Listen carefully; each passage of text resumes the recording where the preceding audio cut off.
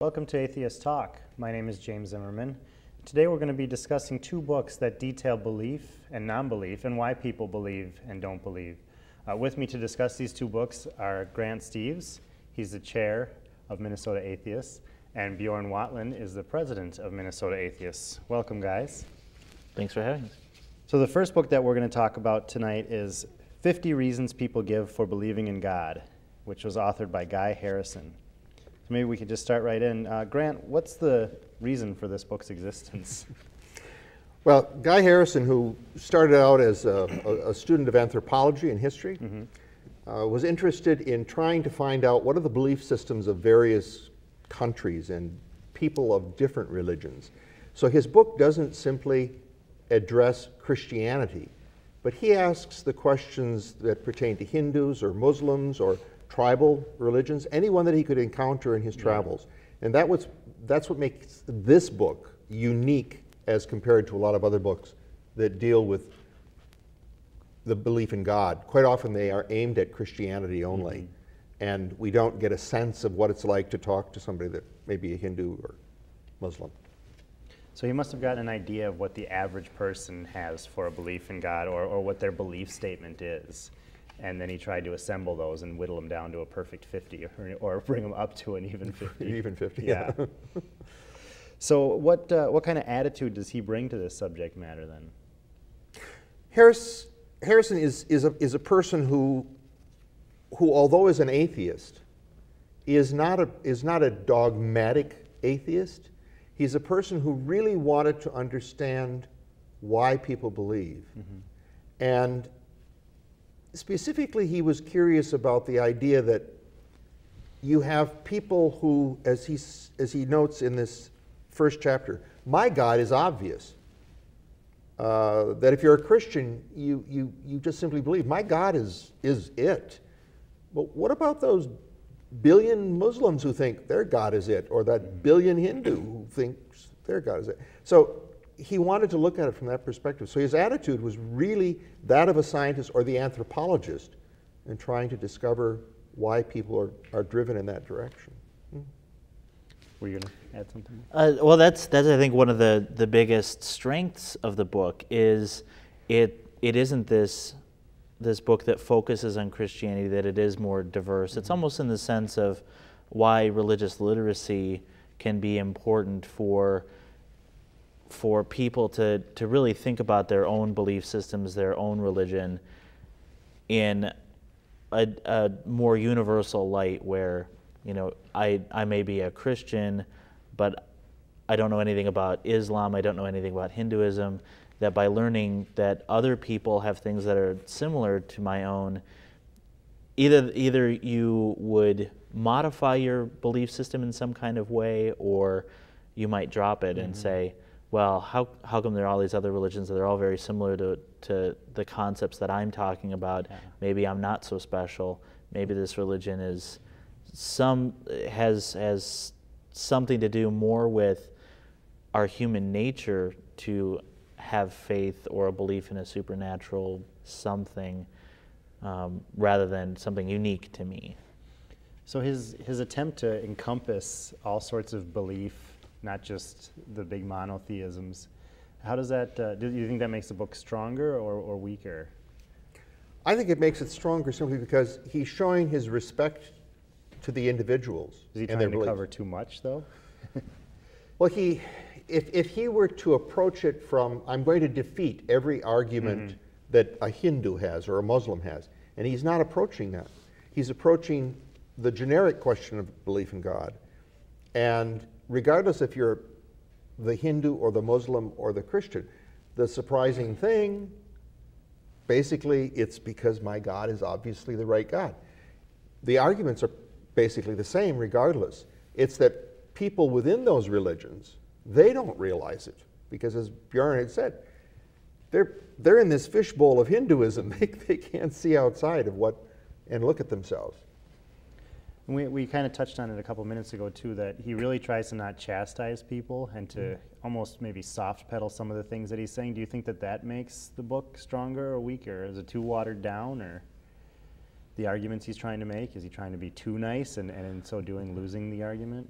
I don't think he's losing the argument at all. I think it sets a particular tone for some sort of religious dialogue, that if you're talking to someone who, let's say, I'm an atheist and I'm talking to a Christian, and a Christian says to me, how can you be an atheist when there's so much archaeological evidence proving the divinity of Jesus, for example?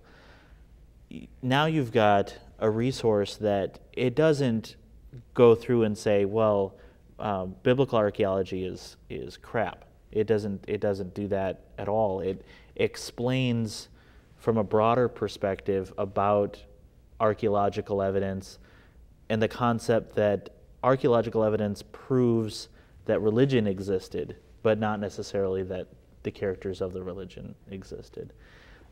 And I think that works really well. Yeah, I do too, because I like almost especially that he almost starts off by saying, listen, in a lot of books, atheists maybe come across as too harsh, or people get too rough on religion. So I'm going to really try to be respectful and to just kind of show things logically without getting overly passionate about a topic. I like this at the beginning, the third paragraph in that first chapter. He says, I have found that most believers are highly skeptical people. About other religions. About other religions, yeah. But in a sense, he's complimenting the person and saying, you're a skeptical person. Yeah. It's just, you need to be skeptical about yourself as well as others, because you owe it to humanity that there are so many people that are believers. You owe it to humanity to explore even your own and turn the skeptical eye on Christianity if you're a Christian, or Muslim if you're a Muslim. So do you think that's likely to attract more readers, or will people who shy away from that kind of book still shy away from it? Or will they think he seems like a decent guy from what I read on the back cover, I'll give it a try? I think this would be very approachable to someone who might be questioning their own faith, or might be searching or shopping for religions. They may not like the religion that they were raised in. I think there is a tendency of some people to rebel against the religion that they were raised in. So they were raised in a Lutheran household, so now they want to become a Buddhist because they identify with that simply because it's different. If people are in a state where they're not quite sure what to believe, this would be an excellent resource for people to go through and sort of answer their own questions.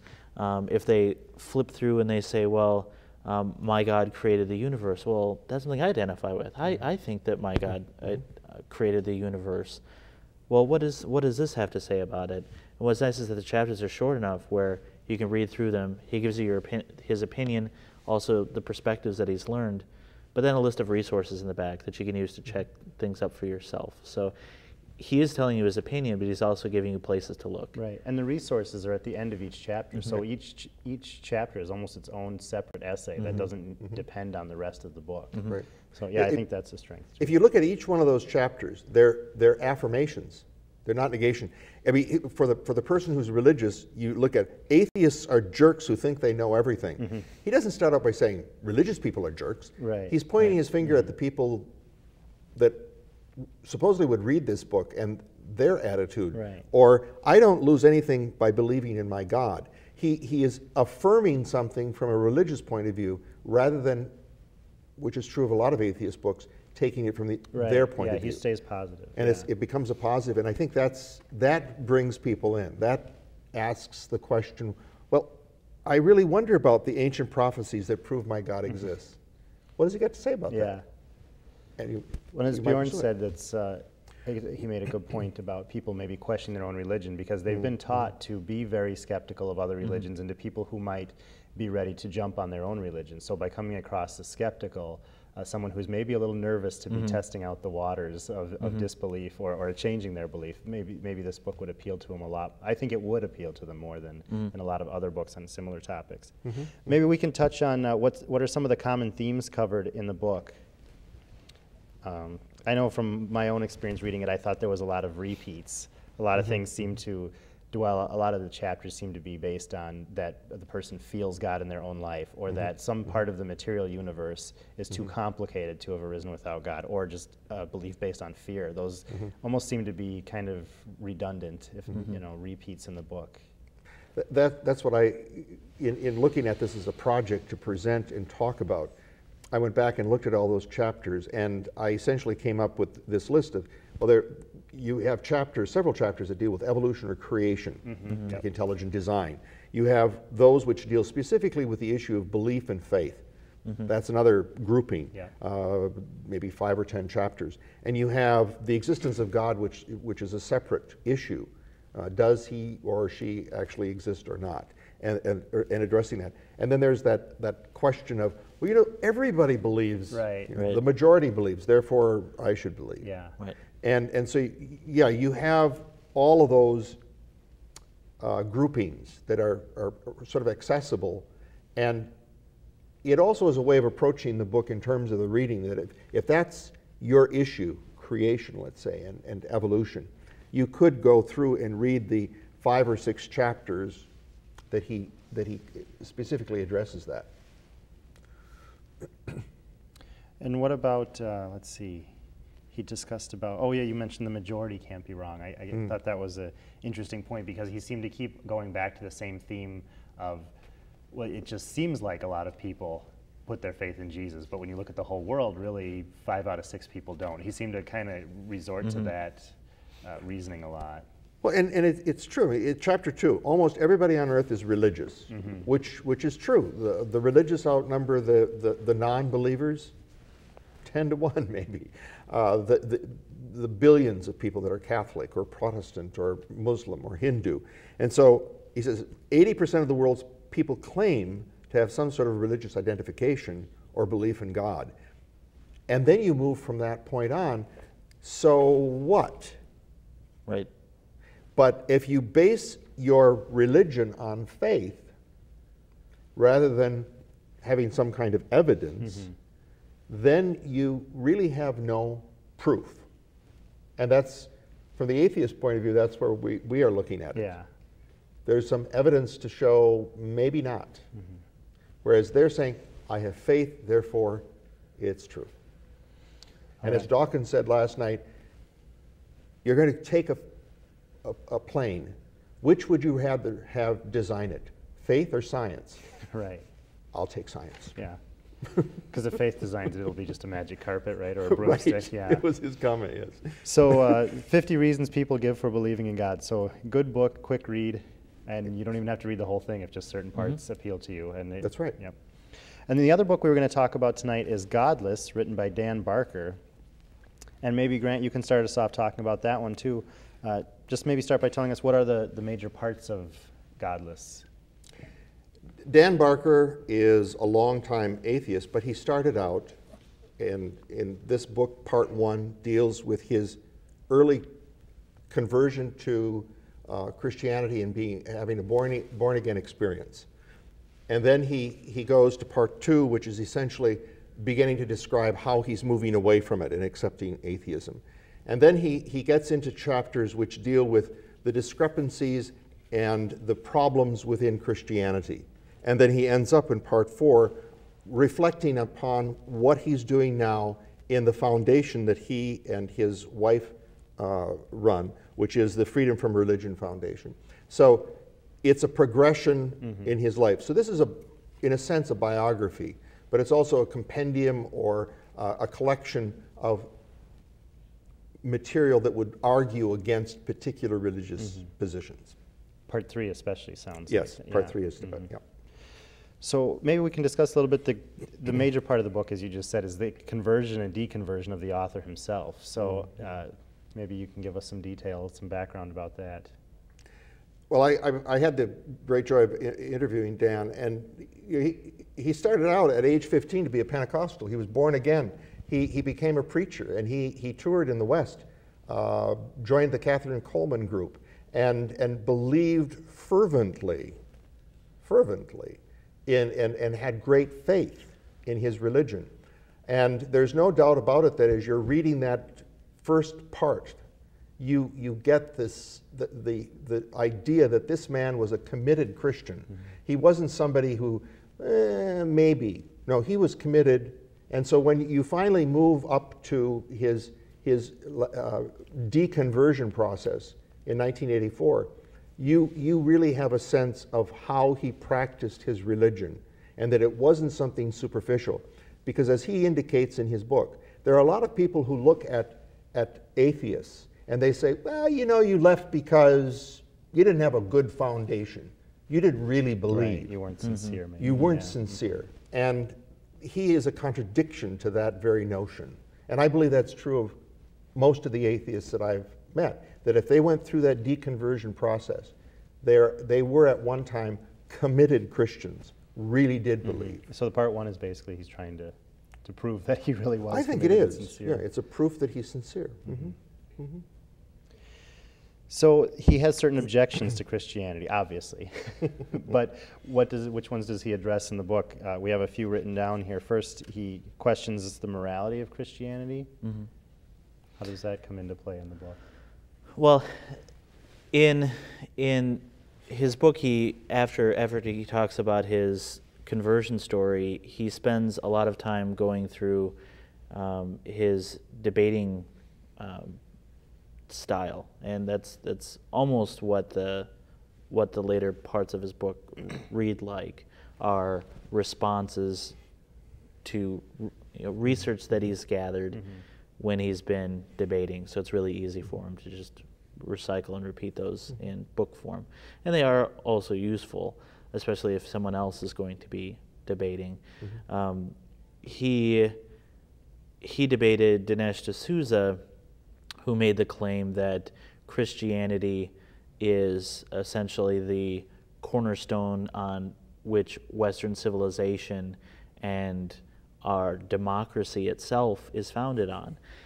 Dan Barker responded to that by citing examples of the Bible where, for example, infants are to be smashed against stones, and there are horrible stories of women being taken as sexual slaves, and people being ordered to be killed, thousands of people, not to mention the flood, which God kills everybody except for Noah and his buddies. And so he really pinpoints on those parts of the Bible that people would really rather ignore. A lot of religious people will say, well, that's all allegory. All the bad stuff, that's just a story, it's just a message. Yeah. Well, what's the message you're supposed to get out of killing a God that gave life to everything?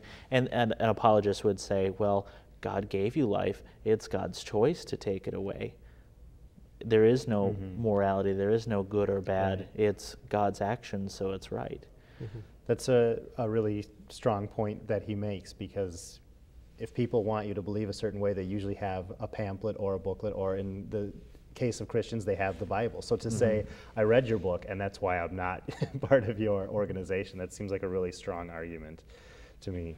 Well, within Christianity and Judaism, they base the law upon the Ten Commandments. That's what we are faced with when they want to put it in buildings, and they talk about the Ten Commandments. And most people, as Barker indicates, most people do not examine the Old Testament and realize there's more than one Ten Commandments. The Ten Commandments that we see is in Exodus chapter 20, but the Ten Commandments, where it actually uses the word Ten Commandments, is found in Deuteronomy. And it's interesting how it differs a little bit from the original 10, when it says, neither shall the sacrifice of the feast of the Passover be left until the morning. I don't think we have that in the Ten Commandments anymore. Nor, thou shalt not seethe a kid in his mother's milk, referring to a goat. But it is not in the original Ten Commandments. The other thing is that we have this idea that our judicial system, our whole body of law, is based upon the Hebrew text, the Ten Commandments. And if you go through even the original Ten Commandments that appear on the walls, most of it has to do with religion. It doesn't have to do with the judicial process that we have now. The judicial process comes out of the Greeks and the Romans. It had nothing to do. Democracy in the Hebrews? Right. There was no democracy. They didn't sit around and vote. You had a king. I was going to ask you guys about the contradictions and discrepancies. You kind of touched it. No, that's fine. Was there anything else? I mean, I'm sure there was. Oh, yes. Any other contradictions or discrepancies, I mean, that bothered Dan Barker about the Bible? Well, there are numerous, obviously, contradictions and these discrepancies. I wanted to get to the ones that apply to Jesus, where you have, within the Gospels, these discrepancies. So Matthew says, as it began to dawn, this is when the women visited the tomb. Mark says, very early in the morning. Well, that works. Luke says, very early. And then John comes along and he says, when it was dark. Now, maybe it was dark in the morning. That's possible. Or, well, don't you see that proves the legitimacy of the Bible? Because if John was written later, he's obviously reading the older Gospels. And so if he makes an intentional mistake, that means he's not reading the older Gospels. He's writing from his own personal experience. that's true. Mark was, or John was there. The rest of them just arrived too late. Right. But all through the New Testament, you have these contradictions in the Gospels about Jesus and the people that were there and what did they see, and the messengers, about the tomb itself. Did she know, Mary, did she know Jesus had been resurrected? And the Gospels are not consistent. Especially John seems to be a little bit at odds with the other three, just a bit. And these are things that bothered Dan Barker. It bothers Dan Barker. So, it bothers yeah. me. Mm-hmm. You know, Which is why you're going to leave Christianity one day, right? Yeah, why right? Why I'm going to leave Christianity someday is. Well, I think one of the strongest things that I remember when I took a New Testament studies course is typically when people read the Bible, they read it in order. They're not reading it in a parallel fashion. They're not reading the gospel stories that in Luke that compare to the gospel stories in John, or see the parts of John that aren't in any of the other gospels. Once you start exposing those different things, they become so clear that there are such contradictions in them. And if you're going to be anywhere close to a biblical literalist, even someone who thinks that the Bible is allegory, there are severe mistakes in how the books compare with each other that you have to do a tremendous song and dance. It would be exhausting to try to balance all of those. It is exhausting. Yeah. Most approaches to the Bible, you're right, people do not read it chronologically. I mean, they do read it chronologically. They don't think of it in chronological terms because theology imposes a frame and says, this is how you organize it in your mind now. So if you take a book that you happen to, you're going to be recommending, Misquoting Jesus by Bart Ehrman, in one of his earlier books, which is The Orthodox Corruption of Scripture, Ehrman clearly defines how you take a particular scripture and it can be translated either favoring the Trinity and favoring Jesus as God, or it can be translated just the opposite. And because of the Council of Nicaea, you have a Trinitarian framework or theology that is going to play out in the translating and in the interpretation and in the understanding of the scripture that you're reading. So then you mentioned in part 4 of the book is he's no longer a Christian, he's now an atheist, he's established Freedom from Religion Foundation. Right. Maybe you can touch on some of the things that foundation does, or the things that Barker talks about in the book about the foundation. He's a co-founder now, and president, I should say, co-president, not co-founder, co-president of the group with his wife. And what they have done is they bring lawsuits against government where there's a question of separation between church and state. And they have put a lot of their efforts and funding into that. That's their major pursuit. Okay. And they've also been very successful advertising. They were really well known for having billboards when atheist groups typically wouldn't have billboards, so they would have. I can't remember some of the billboards that they've had. They've had a billboard that says "Imagine no religion," and it's in beautiful. It looks like beautiful stained glass, but it gets people thinking about those. And that's from a John Lennon song. Right, That's yeah. something that's in popular culture. Most people sing along with. Yeah. Right, right. Sometimes John Lennon's song is changed to "Imagine one religion," as a perverse twisting of that John song. would have liked that. Yeah, I'm sure that doesn't Yeah. violate any copyright. Yeah.